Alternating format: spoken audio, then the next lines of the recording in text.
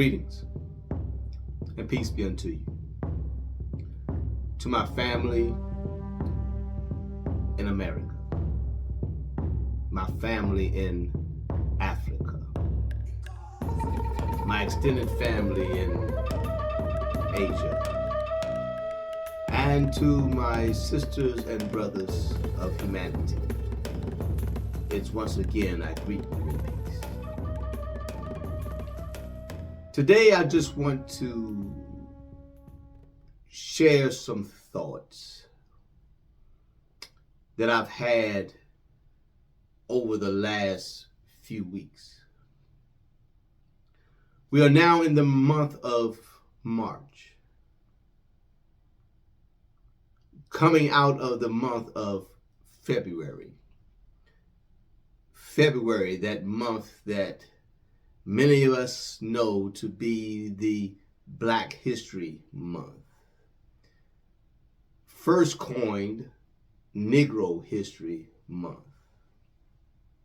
Now many are trying to use the term African American History Month. I personally have a little resistance with the title African American History Month because it tends to regulate the history just to Black people in America. But our history, Black history, African history, goes far beyond the borders of the United States of America. And our contributions and our greatness can be found with evidence, facts, artifacts, and documentation that our greatness and our contributions were long before the transatlantic slave trade or the establishment of the institution of slavery in America.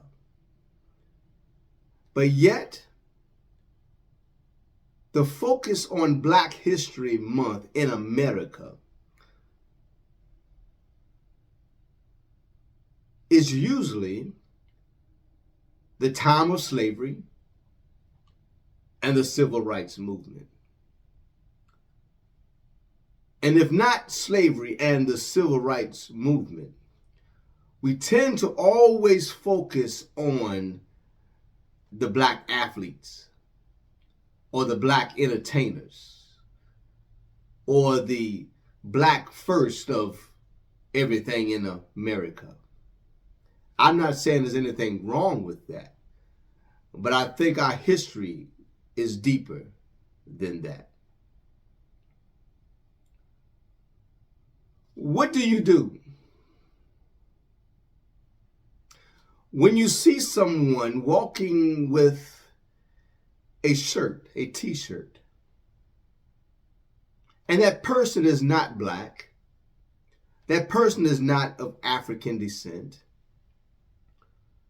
that person is not an African American or an African of the diaspora, that person a European descent, that person a white person, has a t-shirt on that says, "I teach Black history." What do you do when you see something like that? And some may say, well, that person is showing support for the Black cause. That person is showing support and identifying themselves as a teacher who is not afraid to teach Black history. But I have a problem with that. And maybe it's a personal problem. I don't know. But to say as a white person that I teach Black history, and more than likely you're teaching Black history to a majority of Black and brown students. One, we don't need anyone to speak for us. We don't need anyone to teach our history other than us. And the reason I say this is because if you have a person that's not part of the culture teaching history of the people that's part of the culture, oftentimes you're not going to teach the whole truth. You'll teach fragments of the truth, or you're teaching a version of the truth, or a whitewashed version of the truth, or maybe, just maybe, you're teaching the safe parts of the truth.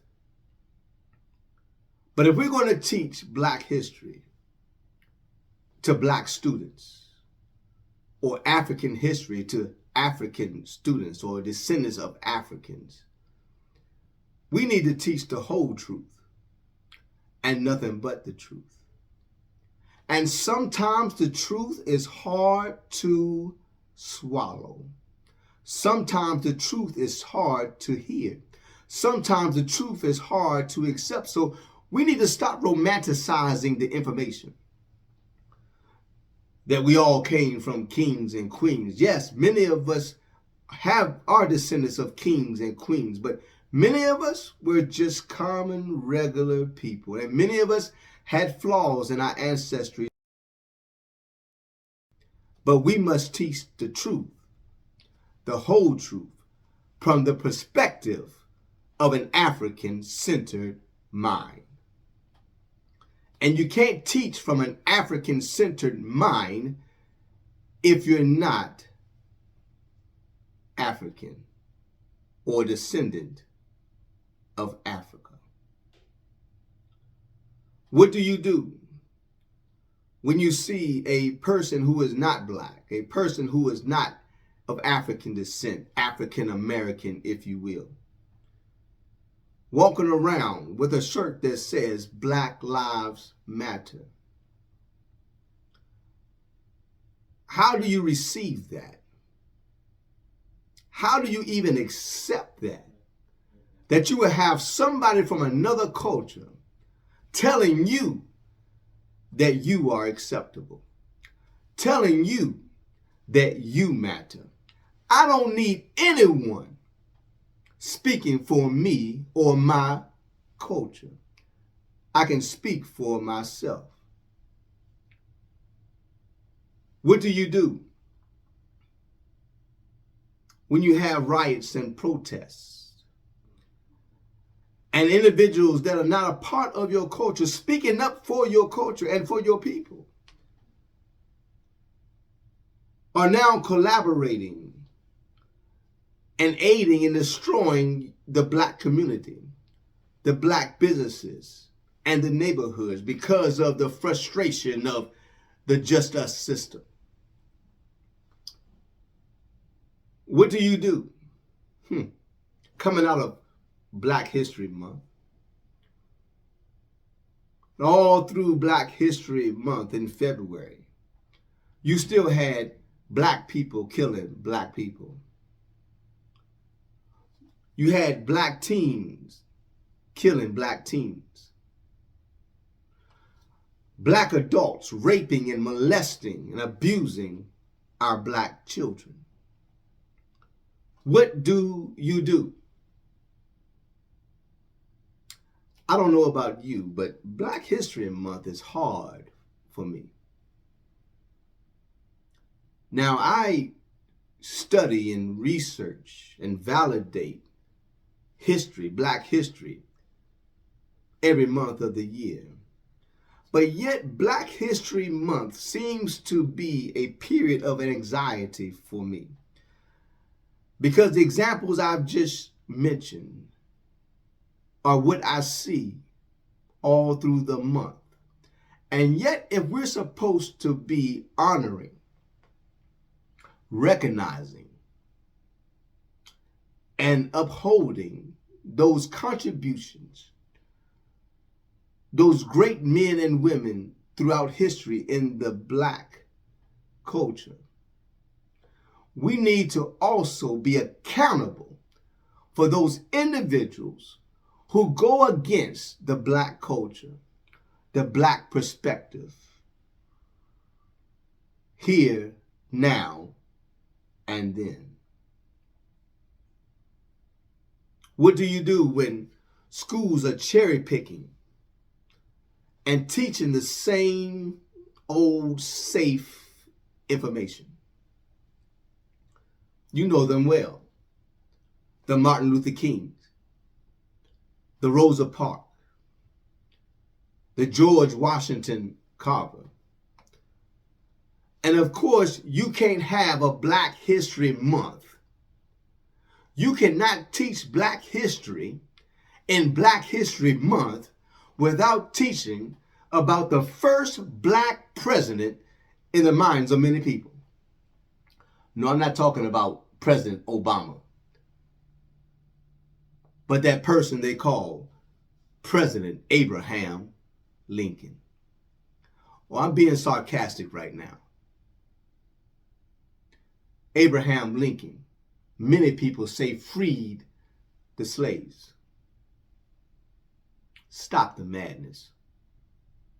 Stop the lies. Stop the misinformation. Schools won't touch or teach the other important Black figures in Black history. They won't teach about the African American history. They won't teach about individuals like Marcus Garvey, Malcolm X. They won't teach about the great warriors such as Shaka Zulu or Queen Nzinga. They won't teach about the masterminds, the great physicians, the great architects, engineers such as Imhotep from back 2,700 BCE in ancient Egypt. They won't teach about the great vanguards of the Black community, the Black Panthers, Angela Davis. They won't teach about the individuals who spoke up and spoke out for the Black cause, such as Miriam Makeba. They won't teach about the first Black woman president in Africa, Ellen Johnson Sirleaf. They won't teach about Nelson Mandela, but they won't teach about great warriors, great fighters of liberations. They won't teach about an individual with a great mind, a brilliant mind, such as Neil deGrasse Tyson. And so many other activists, freedom fighters, politicians, inventors, scientists, and scholars. But yet for 28 days, you see photos and images, but you won't hear about real discussions. For 28 days, you hear about the Black athletes. You'll hear about the Black entertainers. You'll hear about what I call the safe Negroes or the safe African Americans, the safe icons throughout Black history. Because our people are so stuck in slavery. Our people are so stuck on civil rights movement. Why? Because people that are not like us are telling us what we can teach and what we ought to learn.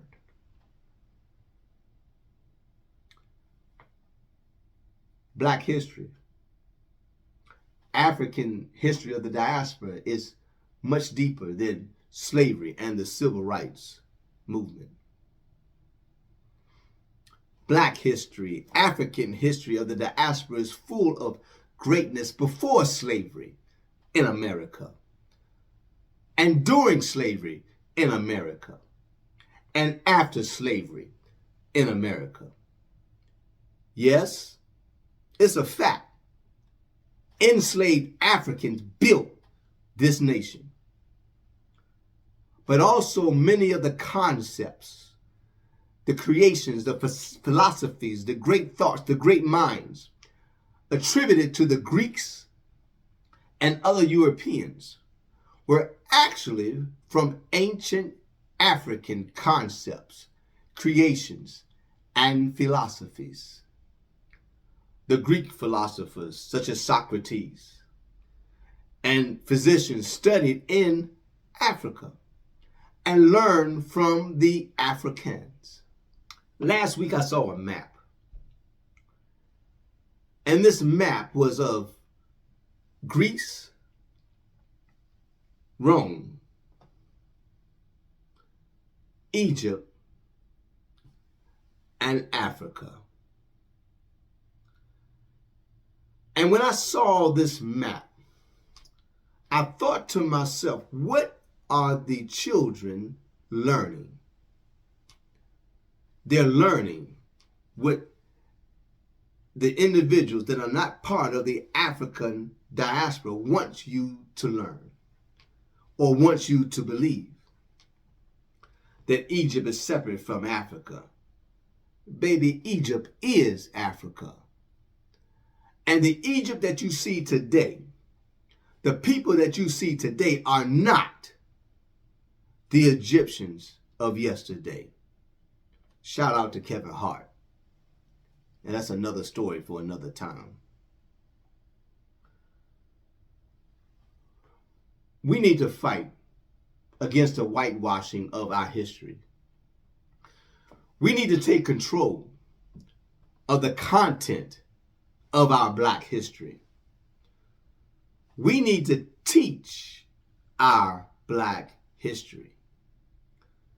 We need to teach the good and the bad, the beautiful and the ugly of our Black history. But we must be the ones to tell our story. What do? When schools and classrooms are teaching that ancient Rome and ancient Greece made these great contributions to society, but ignore the fact that much of what Rome and what Greece and other European civilizations had, they took from Africa. They borrowed it from Africa. And I would be safe to say, in some instances, they stole from Africa. You ever think for a moment why all of Africa, except for one country, all of Africa was invaded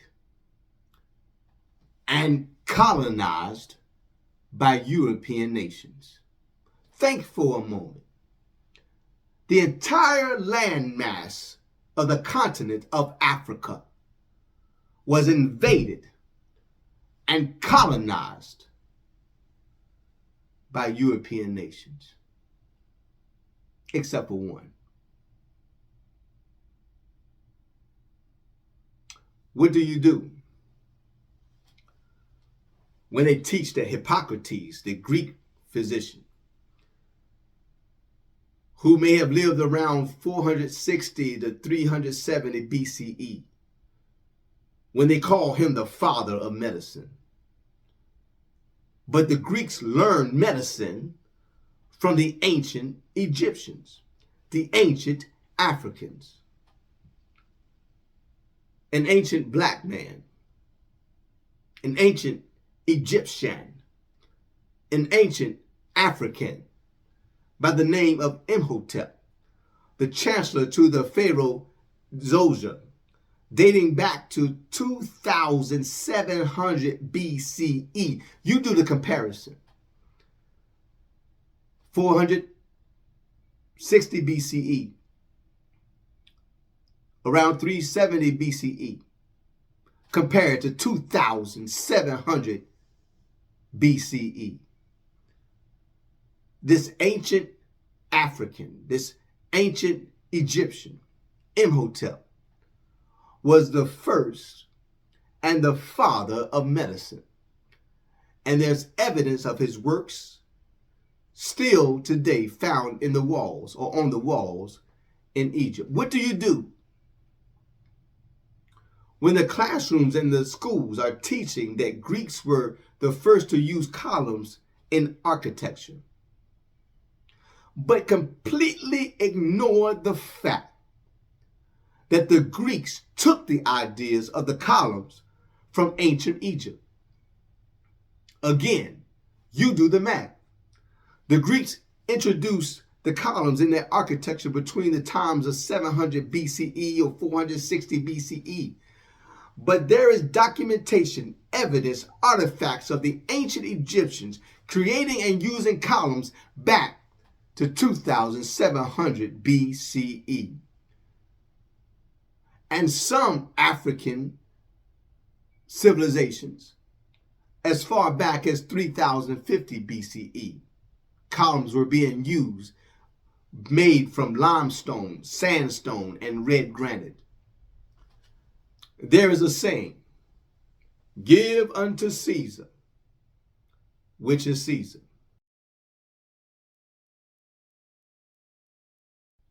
But I will say at this moment, and hear me well, we need to start giving credit to Africa where credit is due.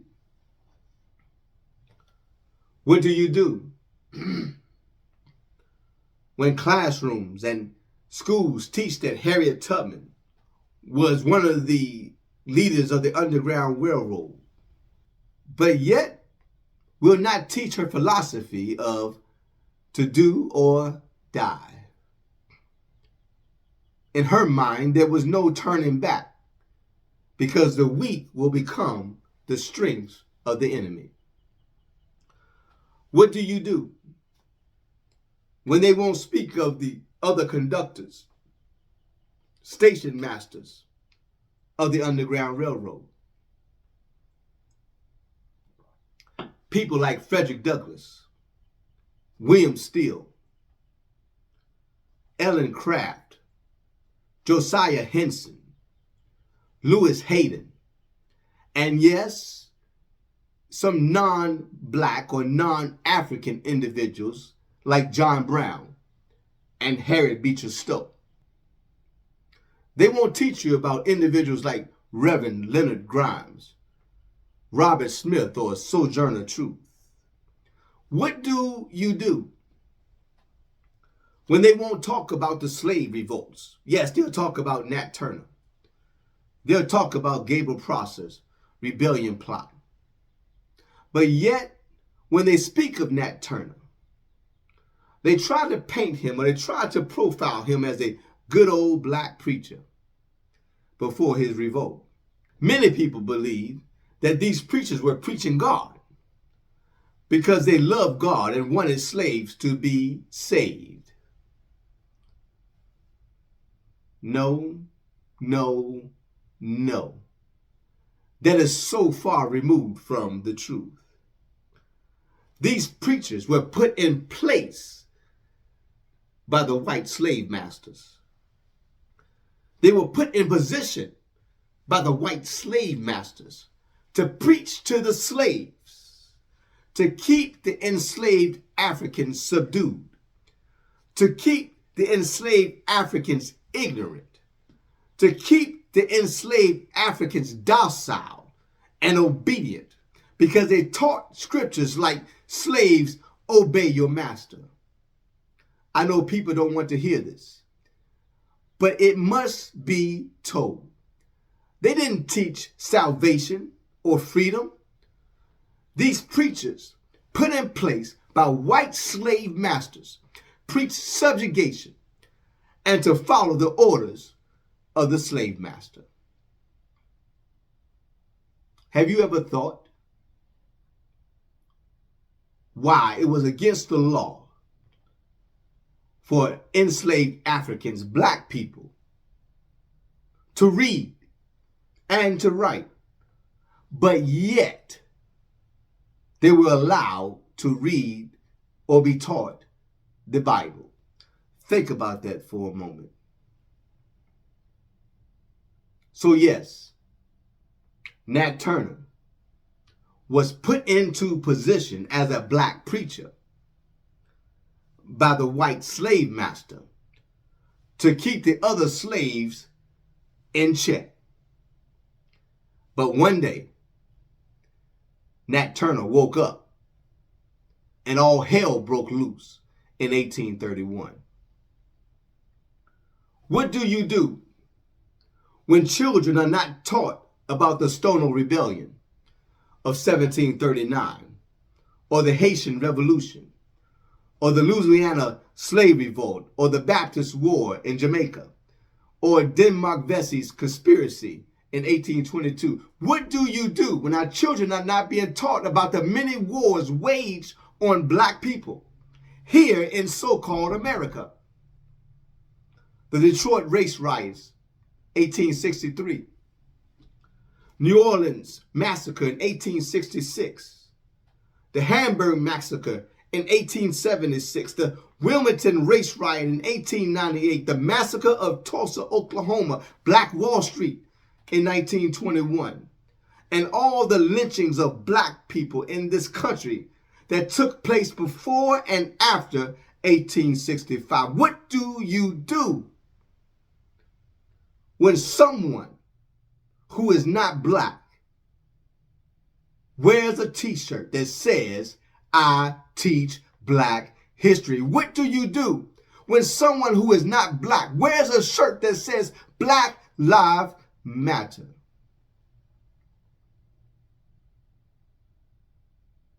It's time we start telling the truth. It's time we start teaching the truth. It's time we start teaching our history, the whole truth, and nothing but the truth. Stop the whitewashed, watered down version of the truth from the perspective of a non-African mind. I know I might lose some viewers. I know I might lose some followers from this video and from this information. But I do not seek followers. I do not seek subscribers. I do not seek likes. But I seek to live out my mission to liberate the minds of our black African people of the diaspora, whether in the United States, whether on the continent of Africa, or anywhere else around the globe. What do you do when Black History Month has been co-opted, invaded, and colonized by the narration and the perspective of the people who are not black? All month I've had to hear about Abraham Lincoln, who freed the slaves. Stop the madness. I had to hear about George Washington, the father of this nation. Stop the propaganda. He was not the father of our people, but yet he was the master of our enslaved African ancestors. He was an enslaver of human beings. Stop the madness. We have children dressing up like Abraham Lincoln. Some people have called Abraham Lincoln the first black president. Stop the madness. This is not a game. This is war. And don't become an agent to brainwashing and destroying the minds of our black African children.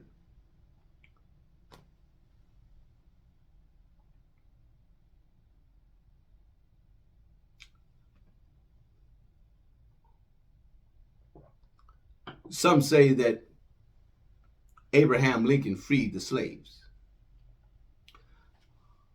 My question to you, during the Civil War, what happened to the slaves in the border states that joined the Union? I have to keep it real. There were states that had slaves before the war in 1861. But yet Abraham Lincoln told these states that if you join the Union, you can maintain your slaves. But if you did not join the Union, war will be waged on you. Those were the Confederate states. They did not succeed or concede to the Union. So war was waged on them, and they had to let their slaves go. But throughout the war, from 1861 to 1865, there were border states that still had slaves because they joined the Union. Delaware, Kentucky, Maryland, Missouri. Now, some may argue that they only made up 11% of the nation's population of slavery, but wake up for a moment. Think about this for a moment. They argue that they only had 11% of the nation's population of slaves, but they still had enslaved Africans. 11% of 4 million enslaved Africans just in 1865 alone is still 440,000 enslaved African people.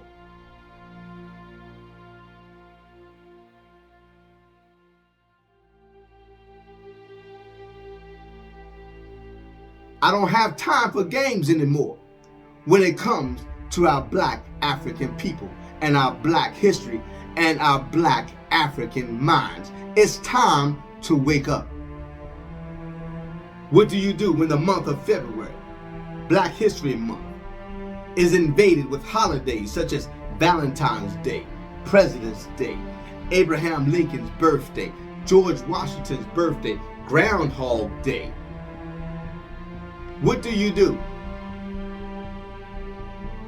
when before the month of February is gone, you have children across America paying tribute and giving honor to another white author and illustrator who promoted racism and bigotry and discrimination towards black people and other people of color?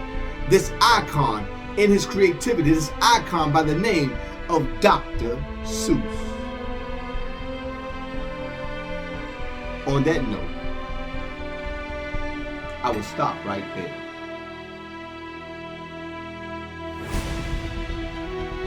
What do you do when war is being waged on the minds of black people? You fight for the liberation of their mind by teaching the truth, the whole truth, and nothing but the truth. Every day, every week, every month, every year.